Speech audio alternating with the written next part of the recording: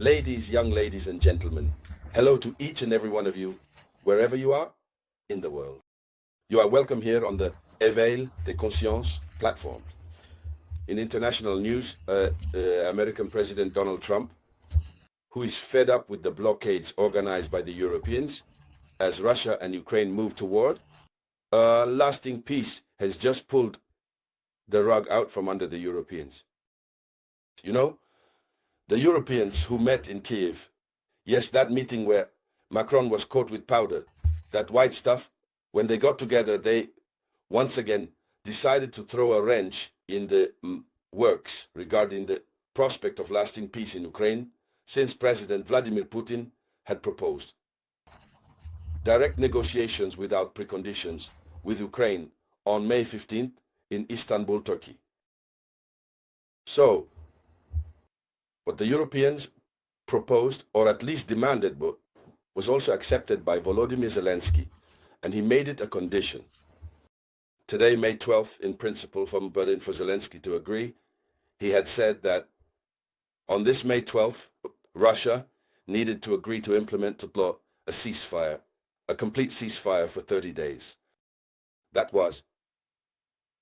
It's the only condition on the basis of which Ukraine or Zelensky could take part in direct negotiations on the side of Turkey in Istanbul.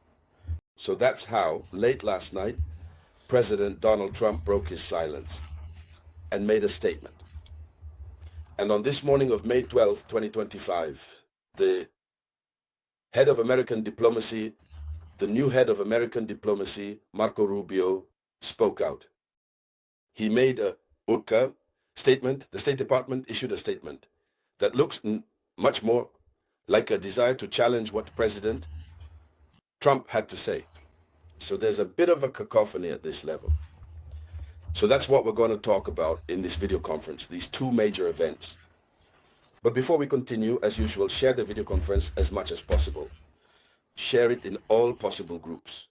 And I want to thank you for all your shares and welcome all the new people, since in the past few hours we've received many new subscribers to whom I extend a warm welcome. Thank you very much. So, what did Donald Trump say? Trump, in reality, threatened Volodymyr Zelensky. He threatened him. And this was on May 11th. He said the following: Ukraine should accept immediately. At the very least, that it will then be possible to determine whether an agreement is possible or not. And if it is not, European leaders and the United States will know the situation and be able to act accordingly. So, he says that Ukraine should immediately agree to go to Turkey. Donald Trump is right, since this is something he has been pushing for quite a while. Now, he has sought for Russia and Ukraine to meet. It hasn't been easy. There have always been preconditions. But this time, Russia itself says there are no preconditions. So who are the Europeans to impose preconditions? And why does Zelensky also agree to play that game? That's why Trump's statement is barely a veiled threat. So, and Trump is right on this point. He says that Ukraine should agree to meet to see if, starting from Istanbul, just in a few days from Istanbul, they will see, should they begin with a 30-day ceasefire? And then, if that's the case, if it's a 30-day ceasefire, they will decide together there the day and time when the ceasefire will take effect, which must come before the final agreement, because we know that we can't reach a final agreement without a prior ceasefire. But as always, the Europeans don't want the conflict to end. And even if it is going to end, they want it to be said that it's thanks to them.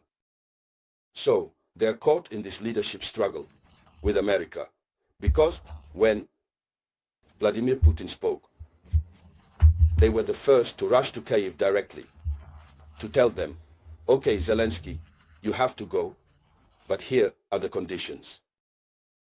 So that when the ceasefire is achieved, their media can say, no, they fought until they managed to secure a 30-day ceasefire that even Donald Trump couldn't get.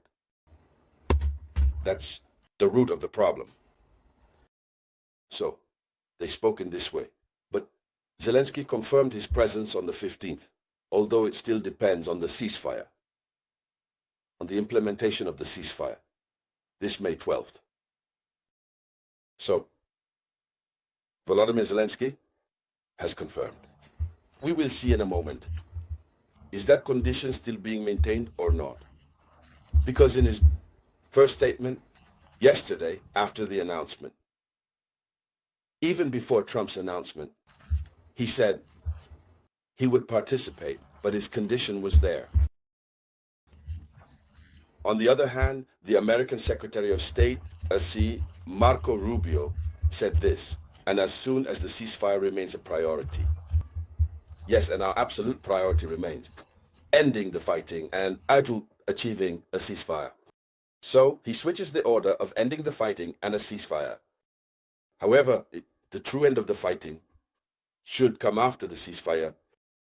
This is what is stated in the press release from the State Department, signed by the American Secretary of State, Marco Rubio. These comments follow Trump's call for Ukraine to accept direct negotiations with Russia, which extended an invitation to talk on May 15th. It should be noted that it was Russia that invited Ukraine. So, what's happening? Volodymyr Zelensky will respond afterwards. So, Volodymyr Zelensky has responded. His initial reaction, given on the spot, was to announce that he was expecting a complete and lasting ceasefire. Starting today, May 12th, he also stated that he was expecting Vladimir Putin himself on May 15th in Turkey. You see, this is creating confusion.